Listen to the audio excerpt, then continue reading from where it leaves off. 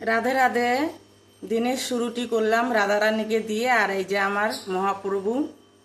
শ্রাবণ মাস তো পড়েই গেছে, আজকে হলো প্রথম সোমবার, তাই বাবা মহাদেবকে প্রণাম জানিয়ে আর আমার মা বাবার চরণে, আমার শ্বশুর শাশুড়ি মার চরণে প্রণাম জানিয়ে, আমার গুরুদেবের চরণে প্রণাম জানিয়ে আজকের দিনটি শুরু করলাম। তো আমাদের কিন্তু কাজের সিজন পড়ে গেছে, মানে আমাদের রাঁধুনিদের। তো শ্রাবণ মাস পড়েছে মানে কাজের সিজন আস্তে আস্তে বেরোচ্ছে সব রকম পুজোর থেকেই।